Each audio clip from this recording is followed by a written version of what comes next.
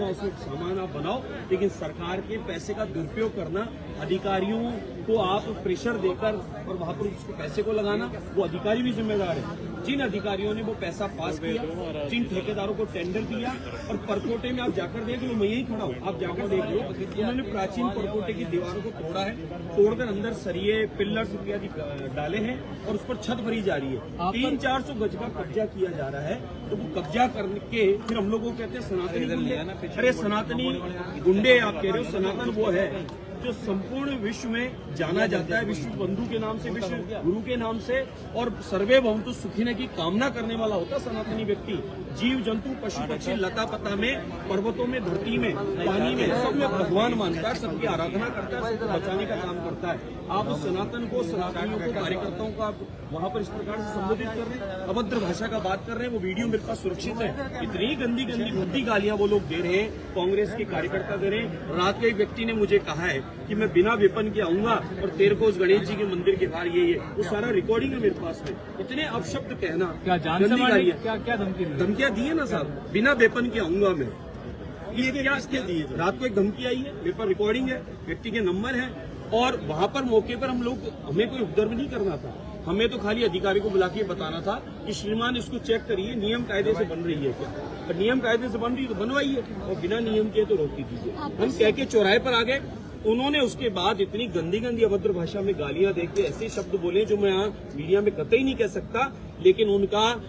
जो परवरिश है वो उस गालियों के माध्यम से पता चलती है। आप सनातनियों को परकोटे से निकालना चाहते हैं, आपने सनातनियों को यहाँ जानबूझकर परेशान किया, इसलिए सनातनी बड़ी संख्या में इस परकोटे को छोड़ चुके हैं, गलियां की गलियां खाली हो चुकी है, और अशांत वातावरण आप लोग बनाकर और जयपुर को खाली कराने की जो योजना षड्यंत्र बना रहे हैं, उसमें हम कभी भी आपको शामिल नहीं होने देंगे। राजस्थान मुख्यमंत्री भजनलाल शर्मा साहब को मैं धन्यवाद देता हूँ, भाजपा के सुशासन को धन्यवाद देता हूँ कि आप अशांत क्षेत्रों के लिए जो विशेष बिल ला रहे हैं, उस बिल की आने से हम लोग यहाँ सनातनी शहर में, परकोटे में हम लोग सुरक्षित रह पाएंगे। न तो हमारे घर के बाहर जिंदा जानवर कट पाएगा, न हांडी चढ़ पाएगी, न दुर्गंध फैल पाएगी, और न इस प्रकार से कोई उपद्रवी हमारी जमीनों को छीनने का प्रयास करेगा और हमें डरा धमकाकर शहर से निकालने का जो प्रयास किया जा रहा है। मुझे जो लगता है, ये अशांत क्षेत्र का जो बिल आ रहा है,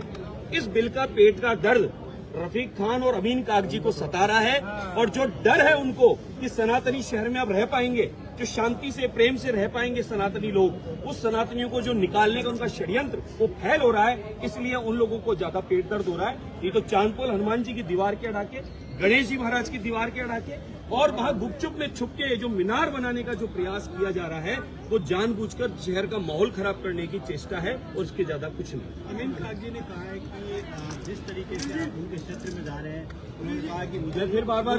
मुझे तो डर है कि उनके साथ बदतमीजी, यानी आपके साथ बदतमीजी हो सकती है। हाँ, तो मुझे लगता है कि अमीन कागजी ने षड्यंत्र रचा है, मेरे पे कोई दुर्घटना कराने का, मेरे पे किसी प्रकार का कोई हमला कराने का उन्होंने षड्यंत्र रचा है। उनके कार्यकर्ताओं ने अभद्र गालियां और बहुत गंदे शब्दों में बोला है, और साथ में रात्रि को एक व्यक्ति ने कांग्रेस का कार्यकर्ता बोलकर मेरे को बहुत गंदी गंदी गालियां और अभद्र व्यवहार किया है, धमकी दी है। मोदी जी को गाली दी उसने, मैंने उससे कुछ बात नहीं कही। मैंने कहा भाई साहब आप चाहते क्या हो? उन्होंने मोदी जी को गाली दी, उन्होंने अनगिनत मेरे को गाली दी, अनगिनत हमारी भाजपा को अपशब्द बोले। हमने तो इस प्रकार का न तो कांग्रेस बीजेपी करने गए थे, हमने तो ये कहा कि वहां पर अगर नियम कायदे से जमीन आपकी है तो आप बनाओ। सरकार की जमीन पर अचानक मीनारे बना लो। मेरे तो यहाँ संकट मोचन हनुमान जी के पास में जेडे की जमीन पे इसी प्रकार